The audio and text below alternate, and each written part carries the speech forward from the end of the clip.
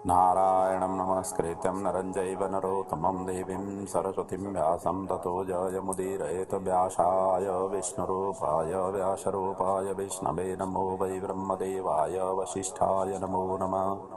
गुरुर्ब्रह्मा गुरुर्विष्णुः गुरुर्देवो महेश्वर गुरुर्साक्षात् परब्रह्म तस्मै श्रीगुरवे नमः। बोलिए श्री महाभारत ग्रंथ की जय, श्री व्यास जी महाराज की जय, श्री सद्गुरुदेव भगवान की जय। आइए विदुर नीति की हम चिंतन मनन करते हुए आज से चौथे अध्याय में प्रवेश हुए हैं। इसमें कुल 74 श्लोक हैं।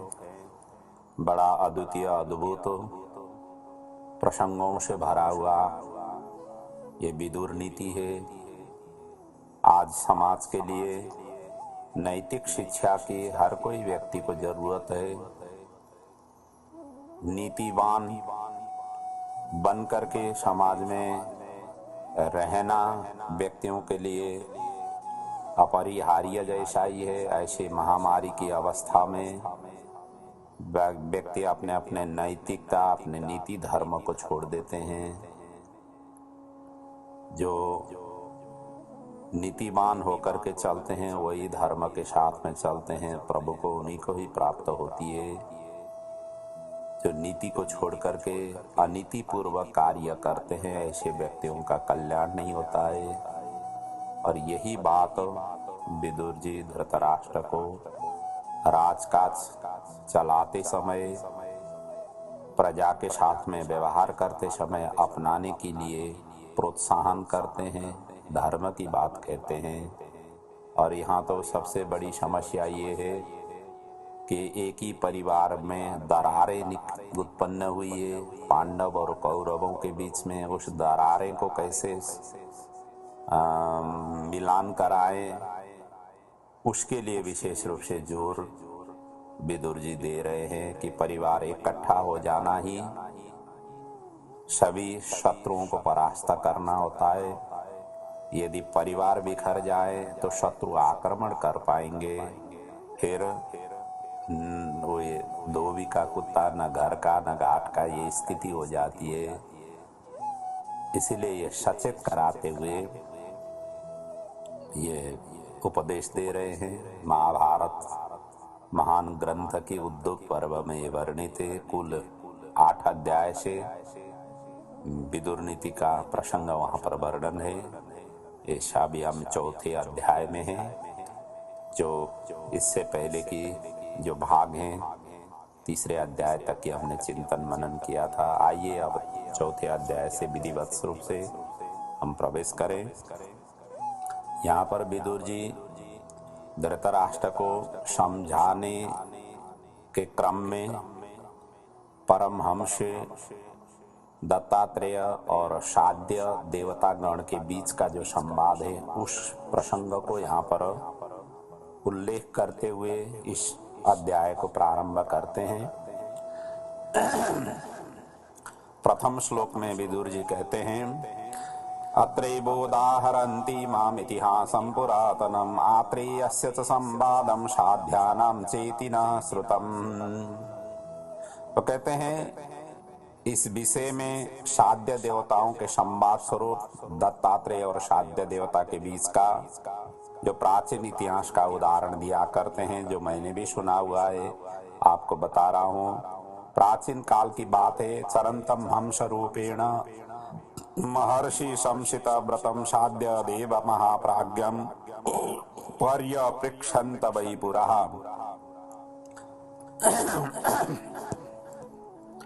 ये उत्तम व्रत वाले महाबुद्धिमान महर्षि दत्तात्रेय हंस जो परमहंसी रूप से विचर रहे थे, उसी समय साध्य देवताओं ने उनसे पूछा। साध्य देवता पूछते हैं कि साध्य देवा वयमेते महर्षे दृष्ट्वा भवन्तं न शक्नुमोऽनुमातम् श्रुतेन धीरो बुद्धिमां त्वं मतो न काव्यं वाचं वक्तुमर्हस्योदाराम्। वो कहते हैं अपना पहले तो परिचय देते हैं कि हम लोग साध्य देवता हैं। आपको केवल देख करके हम आपके विषय में अनुमान नहीं कर सकते हैं। हम तो आपके शास्त्रा ज्ञान युक्त धीर और बुद्धिमान जान पड़ते हैं।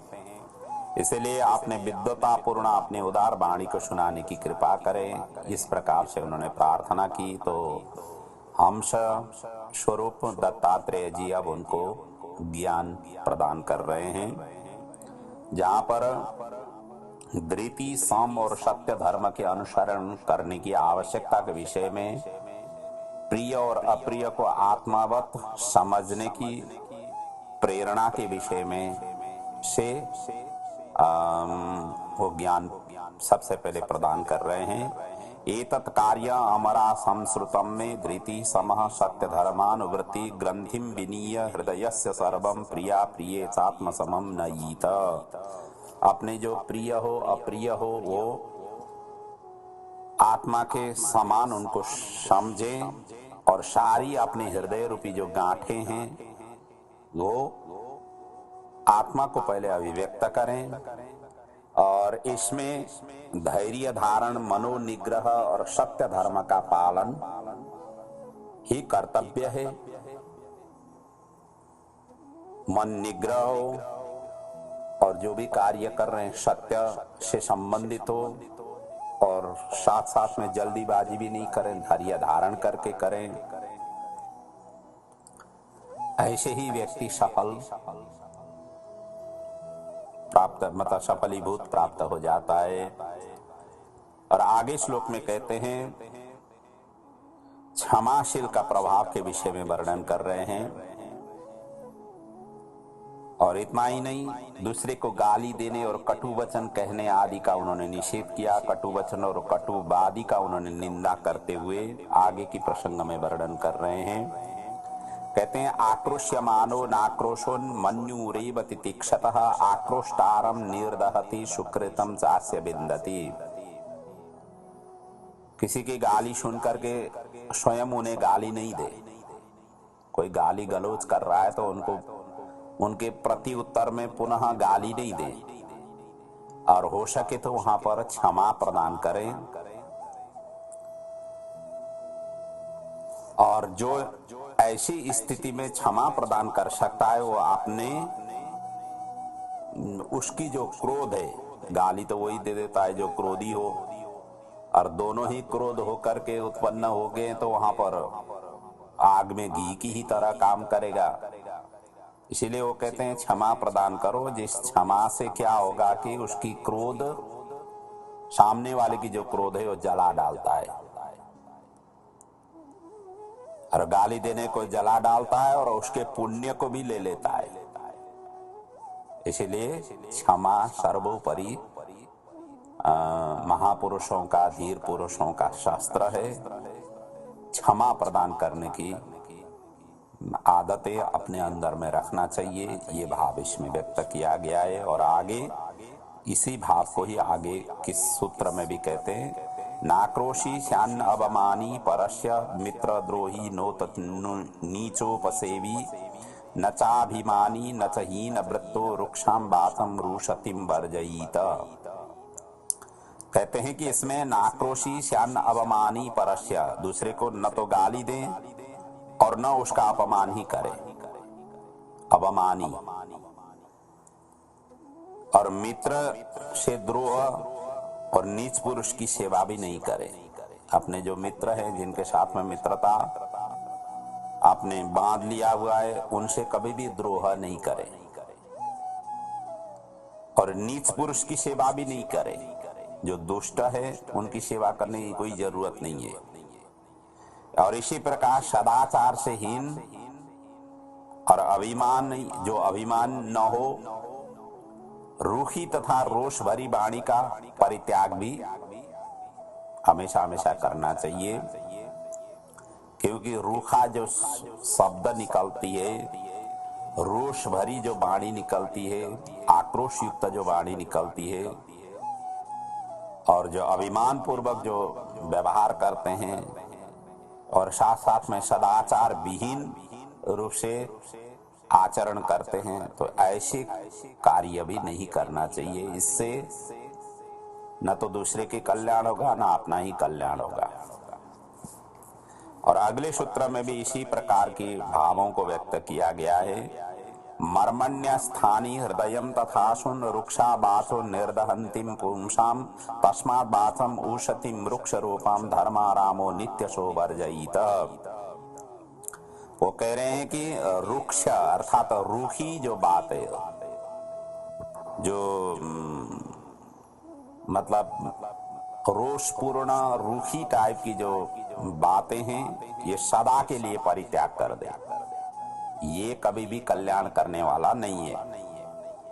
और जो रूखी बात कहता है और मनुष्य के मर्मस्थान, हड्डी, हृदय तथा प्राणों को दग्ध करती ही रहती है। आपने अप्रिय वचन बोला, कटु वचन बोला, जो रूखी बात बोली, तो ये हमेशा हमेशा जिनके ऊपर में आपने अभिव्यक्त किया हुआ है वो इन क्षेत्रों में हमेशा हमेशा हिट करती रहती है और उन क्षेत्रों को हमेशा हमेशा दग्ध करती रहती है। इसलिए धर्मानुरागी महापुरुषों को ऐसे जलाने वाली, हिट करने वाली, दूसरे को मर्मस्थान में भेदन करने वाली रूखी बातों को कभी भी नहीं करना चाहिए। तभी वो महापुरुष के रूप में प्रतिष्ठापित हो सकते हैं। अगले सूत्र में भी उसी भाव को ही व्यक्त किया गया है। अरुंतुदम परुषम वृक्षवासम वाक्कंटकर वित्तुदंतम मनुष्यान विद्याद लक्ष्मी कतमम जनानाम मुखे निबद्धाम निरतिम वै बहंतम। जिसकी वाणी भी कठोर हो, स्वभाव भी कठोर हो और जो मर्मस्थान में आघात करता ही रहता हो, अर्थात वाणी के द्वारा, और बाग बाणों से मनुष्यों को पीड़ा पहुंचाता है। और उसे ऐसा समझना चाहिए कि वो मनुष्य में महादरिद्र है। जीवन तो उसने मनुष्य चोला पाया हुआ है, लेकिन है वो महादरिद्र। और वो अपने मुख में दरिद्रता, मौत को बांधे हुए इस प्रकार से अपना शरीर ढो रहा है, शरीर चला रहा है, ऐसा समझना चाहिए। इसलिए रुक्ष प्रकार की कोई भी बातें, प्रियवाणी सभी की आभूषण है। भारती हरि ने भी ये कहा हुआ है कि वाणी को एकदम प्रिय और मधुर वचन बोलो, ताकि जो है ना सामने वाले को अच्छा लगे। आपके पास में कुछ भी नहीं हो, लेकिन आप वाणी की मधुरता से सब कुछ उनका आप प्राप्त कर सकते हैं।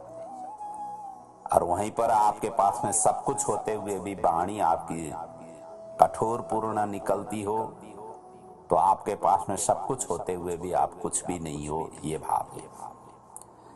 अगले सूत्र में गाली और कटु वचन सह लेने से पुण्य की पुष्टि होती है, इस भाव को व्यक्त किया गया है। साथ साथ में जैसा संग वैसा ही रंग प्राप्ति होती है, ये भी बात कही गई है। और साथ साथ में देवता कैसे व्यक्ति को ज्यादा अपनाते हैं, इन बातों को भी यहाँ पुष्टि की गई है। अगले एक दो श्लोकों में कहते हैं, परश्चेदेन अविबध्येत माणेर भृशम सुतीक्ष्णेर अनलार्क दीप्तहि सविद्यमानोप्य तिदह्यमानो विद्यात कविः सुकृतं मे ददाति। तो कहते हैं कि यदि दूसरे कोई मनुष्य को अग्नि और सूर्य के समान दग्ध करने वाले तीखे बाग बाणों से यदि आप चोट पहुंचाते हैं, तो वह विद्वान पुरुष चोट खा करके अत्यंत वेदना सहते हुए भी ऐसा समझे कि वह मेरे पुण्य को पुष्ट कर रहा है। अप्रिय वचन बोलने से, निंदा करने से व्यक्ति क्या हो जाता है, किसी के ऊपर में निंदा करना, कटु वचन बोलना, इसका मतलब उनकी पुण्य की अभिवृद्धि कर रहा है। जिसके ऊपर इस तरीके से व्यवहार करता हो उसके पुण्य की अभिवृद्धि होती है। यही भाव यहाँ पर व्यक्त किया गया है। इसलिए धीर पुरुष इन बातों को वो कभी भी सीरियस लेते नहीं है। और अगले सूत्र में कहते हैं उसी भाव को ही, यदि संतम सेवितम यद्य संतम तपस्विनम यदि वास्तेनमेव वासो यथा रंग वसम प्रयाति तथा सतीसाम वशमभ्युपेति। कहते हैं कि जैसे वस्त्र जिस रंग में रंगा जाए वस्त्र उसी रंग का ही हो जाता है ना। यदि उसी प्रकार से सज्जन असज्जन तपस्वी तपस्विनम यदि वास्तेनमेव, अथवा चोरों की सेवा करता है तो वह उन्हीं की बस में हो जाता है। जो जैसा है उस पर उसी का ही रंग चढ़ जाता है। अर्थात आप भी दुष्ट प्रवृत्ति से सज्जन होते हुए भी दुष्टों की संगों में रह करके यदि दुष्ट की ही तरह आप व्यवहार करेंगे, आपकी सज्जनता चली जाती है वहां पर। क्योंकि एक बार व्यक्ति गिर जाता है तो फिर व्यक्ति उस रूप में आने के लिए उनको काफी तपस्या, काफी संघर्ष करनी पड़ती है। व्यक्ति ऐसी किसी के आगे नजर से वो गिर जाता है, पतन हो जाता है, तो व्यक्ति फिर वो हमेशा उसके प्रति उस भाव से नहीं देख सकता है, नहीं व्यवहार करता है। इसलिए जो सज्जनता कमाने के लिए व्यक्ति को काफी समय लगता है, लेकिन उसको नष्ट करने में कुछ समय लगता नहीं है। अपनी ओजस्विता, अपने सज्जनता, अपने सौहार्दता, अपने विनयशीलता, अपनी क्षमाशीलता, इन सभी को बढ़ाने में व्यक्ति को पूरा जिंदगी ही खर्च करनी पड़ती है, लेकिन इसको नष्ट करने के लिए कोई भी समय नहीं लगता है। इसलिए ऐसे धीर पुरुषों को इन सभी बातों को हमेशा हमेशा ख्याल रखते हुए आगे बढ़ना चाहिए। इसी में ही कल्याण है, ये भाव को यहाँ पर व्यक्त किया गया है। और अगले सूत्रों में कहते हैं अतिबादम न प्रबद्धेन बादयेत यो न हतः प्रतिहन्यान्न घातयेत हन्तुम च यो नेक्षति पापकम्बैः तस्मै देवास्पृहन्त्या गतायः। इसमें कहते हैं न किसी का बुरी बात कोई करता हो, अर्थात तो किसी के प्रति अप्रिय बात कोई नहीं करता हो, या दूसरे के भी नहीं कहलाता हो, दूसरे को भी प्रेरणा नहीं देता हो, और जो बिना मार खाए स्वयं न तो किसी को मारता हो और न दूसरे के ही मरवाता है, और मार खा करके भी अपराधी को जो मारना नहीं चाहता है, ऐसे व्यक्ति को देवता लालायित होकर के, ऐसे व्यक्तियों को देवता हमेशा हमेशा प्रतीक्षारत, ऐसे व्यक्ति की ही वो चाहना करते हैं। देवता लोग ऐसे ही व्यक्ति के ऊपर कृपा करते हैं, ऐसे ही व्यक्ति के ऊपर ही देवता लालायित होकर के आशीर्वाद देने के लिए उद्यत हो जाते हैं। इसलिए इस प्रकार की आचरण करना श्रेष्ठ है, ये बात यहाँ पर व्यक्त की गई है। और आगे जाकर के कुछ श्लोकों में वाणी की विशेषताएं बता रहे हैं, और जैसा साथ है वैसा ही भाव आ जाती है। इस विषय को भी वर्णन कर रहे हैं। निवृत्ति से मुक्ति और दुख की अभाव, इस बातों को यहाँ पर आगे वर्णन कर रहे हैं।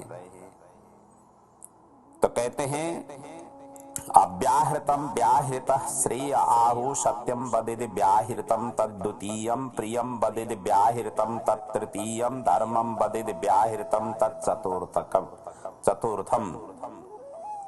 ये कहते हैं बोलने से यदि आपका अप्रिय वाणी निकल रही हो या अप्रिय शब्द आपके निकलने की स्थिति हो तो ऐसी अवस्था में आपको चुप रहना ही श्रेयस्कर है। वाणी की खर्चा करने की कोई आवश्यकता नहीं है। बोलना उस कंडीशन में अच्छा नहीं माना गया है। लेकिन यदि वाणी की आप प्रयोग में ले आ ही रहे हैं तो आप सत्य बोले, ये दूसरी विशेषता बताई गई है। क्योंकि मौन की अपेक्षा सत्य बोलना द्विगुणा लाभप्रद है। और सत्य भी यदि प्रिय बोला जाए, सत्य वाणी तो है लेकिन वो मिठास पूर्ण वाणी से उनको बोला जाए, तो ये तीसरी विशेषता है। और चौथी विशेषता भी बता रहे हैं, मीठा भी है, सत्य भी है, और साथ साथ में धर्म सम्मत हो। वो बात जो कही गई है, एक तो सत्य हो और दूसरा धर्म सम्मत हो, ये वाणी की चौथी विशेषता है। इसलिए वाणी को उसी प्रकार से प्रयोग में ले आना चाहिए जिससे कल्याण हो सके, अपना भी और सामने वाले का भी। अगले सूत्र में भी जैसा भाव होगा, जैसा साथ रहेगा मनुष्यों का, उसी प्रकार के मनुष्य के संग चढ़ जाती है, संग का रंग लग जाती है। इस बात को यहाँ व्यक्त कर रहे हैं। यादृशे सन्निवेशेत यादृश्चाम चोपसेवते यादृग्येच्छे च भवितुम तादृक् भवति पुरुष। कहते हैं यादृशे मनुष्य जैसे लोगों के साथ रहता है, जिसके साथ में उठना बैठना रहता है, और जैसे लोगों की वो सेवा करता है, उच्च लोगों की सेवा करेगा तो उच्च स्थिति में वो प्राप्त होगा, नीच लोगों का संग करेगा तो नीच का ही व्यवहार उसके अंदर में आ जाती है। और जो जैसा होना चाहता है वैसा ही हो सकता है। और इसी प्रकार अगले सूत्र में कहते हैं, यतो यतो निवर्तयतः ततः ततो विमुच्यते निवर्ता निधि सर्वतो न बेति दुखमन्यपि। कहते हैं मनुष्य जिन जिन से मन हटाना चाहता है हटा सकता है, और जैसे जैसे जितना हटाएगा उतना उसको मुक्ति भी मिलेगा, क्योंकि उनसे छुटकारा मिलता ही जाएगा। मन ही ऐसा चीज है जो बंधन और मोक्ष प्रदान करने वाला है। मन एव मनुष्याणाम बंधनम मोक्ष कारयो। और इसी प्रकार यदि सब ओर से निवृत्त हो जाए तो उसको कुछ दुख रहता ही नहीं है। दुख तो तभी रहता है जब दूसरे के साथ में संलग्न हो। अपना मन जो है दूसरे के साथ में अटैचमेंट जितना हो जाता है उतना दुख रहता है। जितना डी अटैचमेंट रखो उतना दुख से मुक्ति हो जाओगे। और दुख का ऐसी कंडीशन में वो कभी अनुभव ही नहीं कर पाता है यदि सभी तरफ से मन हटा दिया तो। ये भाव व्यक्त किया है। अगले सूत्र में भी उसी प्रकार की भावों को व्यक्त किया गया है। न जीयते चानु जिगी सितेन्यः न बैरि कृंचः प्रतिघातकस्तः निंदा प्रशंसासु समः स्वभावो न शोचते हृष्यति नैव चायम्। कहते हैं जो न तो स्वयं किसी से जीता जाता है, न दूसरों को ही जीतने की इच्छा करता है, न किसी से साथ बैर करता है, और न दूसरे की चोट ही पहुंचाता है, जो निंदा और प्रशंसा को समान भाव से देखता हो,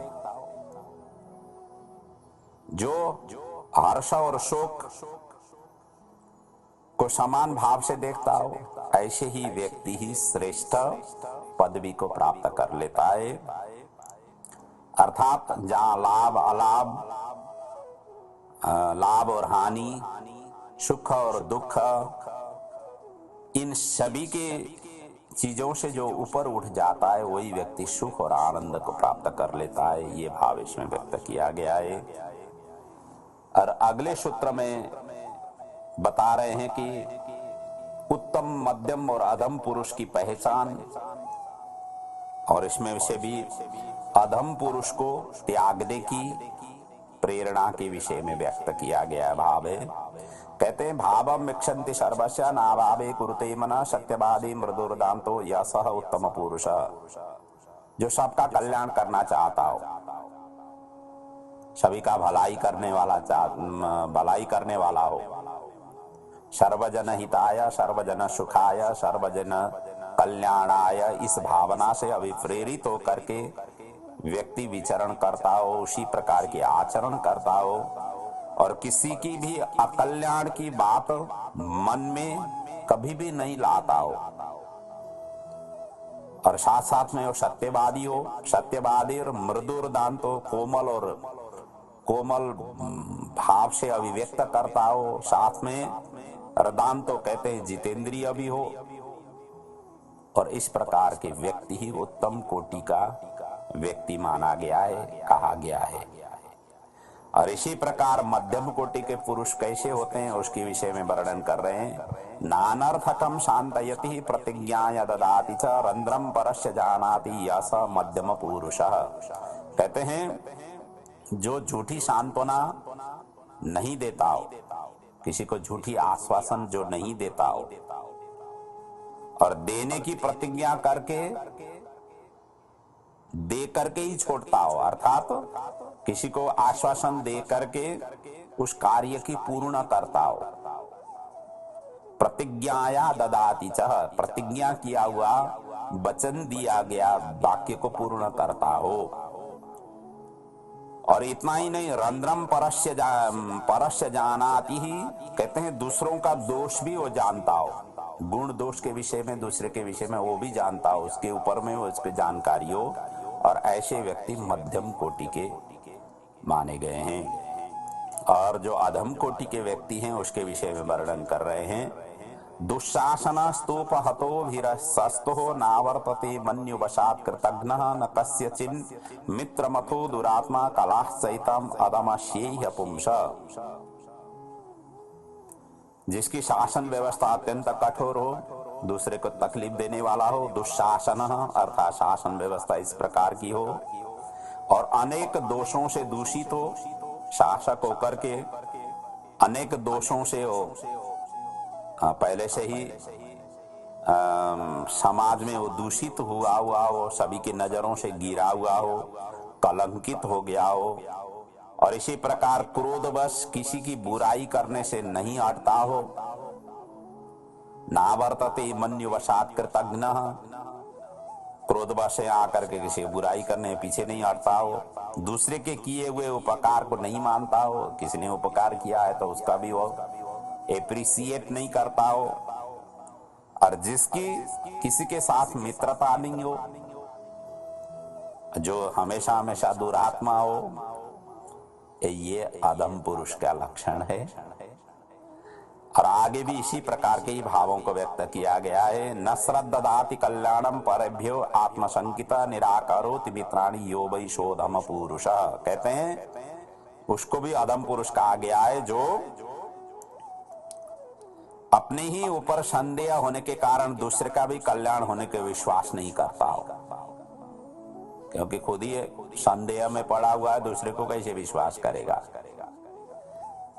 और साथ साथ में इतना ही नहीं, निराकरोति मित्राणि, जो अपने मित्र हैं उनको दूर रखता हो, मित्रों से संबंध नहीं रखता हो, ये भी अधम पुरुष की कोटि में माने गए हैं। अगले सूत्र में कहते हैं उत्तमानेव सेवेत प्राप्त काले तो मध्यमान अधमास्तु न सेवेत यह इच्छेत बुद्धिमात्मनः। कहते हैं जो उत्तमानेव सेवेत, जो अपनी उन्नति चाहता है, प्राप्त काले तो मध्यमान, और वह उत्तम पुरुष की ही सेवा करे। जो उन्नति चाहता है तो उसको उत्तम पुरुष की ही सेवा करना चाहिए। समय आने पर मध्यम पुरुष की भी सेवा कर ले, यदि जरूरत पड़ी तो मध्यम पुरुषों की भी सेवा करें, लेकिन अधम पुरुष की कभी भी सेवा नहीं करें, उनको साथ और सहयोग कभी भी नहीं प्रदान करें। और अगले सूत्र में कहते हैं प्राप्नोति वै वित्तम सद्बलेन नित्योत्थानात् प्रज्ञया पौरुषेण न त्वेव सम्यक् लभते प्रशंसा न वृत्तिमाप्नोति महाकुलानाम। कहते हैं मनुष्य दुष्ट पुरुषों के बल से, निरंतर के उद्योग से, नित्योत्थान प्रज्ञया पौरुषेण और बुद्धि से और पुरुषार्थ से धन भले ही वो प्राप्त कर ले, यदि ऐसे व्यक्ति उत्तम कुलीन पुरुष के समान यदि वो सदाचार और पूर्ण रूप से वो कदापि भी प्राप्त कर नहीं सकता है। इसलिए दुष्ट पुरुषों के बल से, निरंतर उद्योग से, अपनी बुद्धि से, पुरुषार्थ से जो भी धन प्राप्त किया गया है, लेकिन उसमें उत्तम कुलीन पुरुषों के सम्मान और सदाचार को वह पूर्ण रूप से कदापि भी प्राप्त नहीं कर सकता है। इसलिए दुष्ट पुरुषों का हमेशा हमेशा संग छोड़ना चाहिए। यहाँ धृतराष्ट्र को समझाते हुए कह रहे हैं कि आपने स्वयं परिवार में दुष्ट ही दुष्ट सभी भरे हुए हैं, इनकी बातों में आप नहीं आइए, और ऐसी इनकी बातों में आकर के यदि आप कार्य कदम उठा लेंगे तो वो अनर्थ ही होगा। ये भाव को सूचित करते हुए धृतराष्ट्र को उस प्रकार से सचेत करा रहे हैं। अब यहाँ अगले सूत्र में धृतराष्ट्र जी प्रश्न करते हैं। वो कहते हैं कि उत्तम कुल कौन है, किसको उत्तम कुल कहा जा सकता है, उत्तम कुलीन व्यक्ति कैसे होते हैं, इसके विषय में उन्होंने प्रश्न किया, और जिसका उत्तर विदुर जी आगे वर्णन करते हैं। और आज का प्रसंग को, इन प्रसंगों को मैं अगले पड़ाव में आप सभी के समक्ष ले आऊंगा। आज के प्रसंग को यहीं पर मैं विराम ले रहा हूं। इस विदुर नीति के अद्भुत ज्ञानों से हमारा जीवन सहज और समृद्धिमय बने, यही प्रभु के चरणों में वंदन प्रार्थना। ओम पूर्णमदः पूर्णमिदं पूर्णात् पूर्णमुदच्यते पूर्णस्य पूर्णमादाय पूर्णमेवावशिष्यते। ओम शांति शांति शांति। ओम।